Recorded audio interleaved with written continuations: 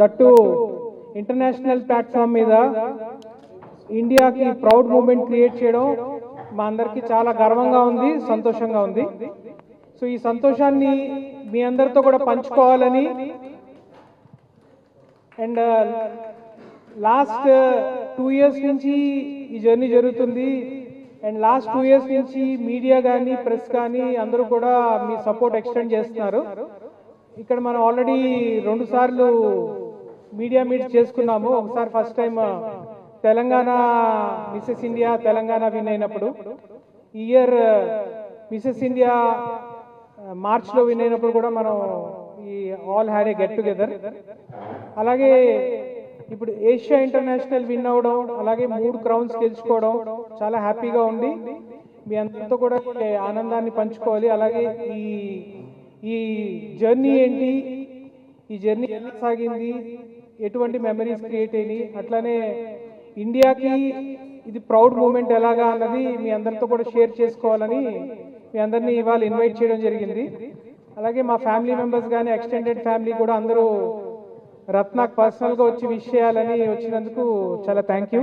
దానికి రిజిస్టర్ చేసుకున్నాను. 2023 సెప్టెంబర్లో మిస్సెస్ ఇండియా తెలంగాణ రన్నర్ అప్గా నిలిచాను. తర్వాత వచ్చేసి మిస్సెస్ ఇండియా 2024 మార్చ్లో ఢిల్లీలో జరిగింది. అక్కడ ఆల్ ఓవర్ అన్ని స్టేట్స్ నుంచి రిప్రజెంట్ చేస్తూ ఉంటే నేను తెలంగాణ నుంచి మిస్సెస్ ఇండియాలో రిప్రజెంట్ చేశాను.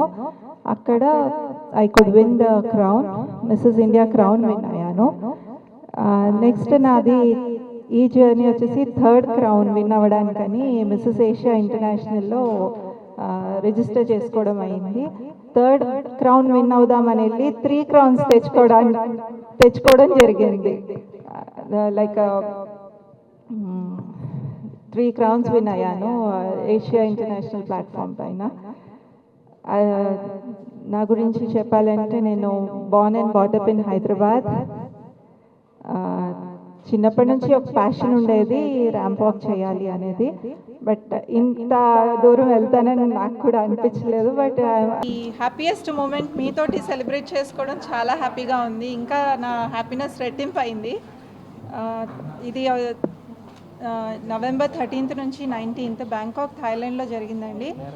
And Mrs Asia international platform పైన పెజెంట్ ఇక్కడ నేను రన్నర్ అప్గా నిలబడడం జరిగింది. అండ్ మిస్సెస్ ఇండియా నుంచి రిప్రజెంట్ చేసి విన్ అవ్వడం చాలా హ్యాపీయెస్ట్ మూమెంట్. సో ఇంతకుముందు ఒక క్రౌన్, ఇప్పుడు ఒక క్రౌన్, బ్యాక్ టు బ్యాక్ సంపాదిస్తూ ఉన్నారు. యా, ఇది యాక్చువల్గా 3rd క్రౌన్ విన్ అవ్వడానికని వెళ్ళాను, బట్ ఇక్కడ 3 crowns విన్ అయ్యి వచ్చాను. That was a very big happiest moment. ఇండియాకి నేను 3 crowns తేగలిగాను అనేది రియలీ అ ప్రైడ్. అండ్ అక్కడ వేరే కంట్రీస్ నుంచి వచ్చిన కంటెస్టెంట్స్ తోటి నేను పార్టిసిపేట్ చేయడము, వాళ్ళందరూ మన్ని మిస్సెస్ ఇండియా అని పిలుస్తూ ఉంటే నేను ఇండియా నుంచి రిప్రజెంట్ చేస్తున్నాను అని ప్రైడ్ మూమెంట్ ఇంకా రెట్టింపు అయింది. సో 18 members ఫైనల్ పార్టిసిపెంట్స్ అండి. అందులో I could stand as a batter. Yeah,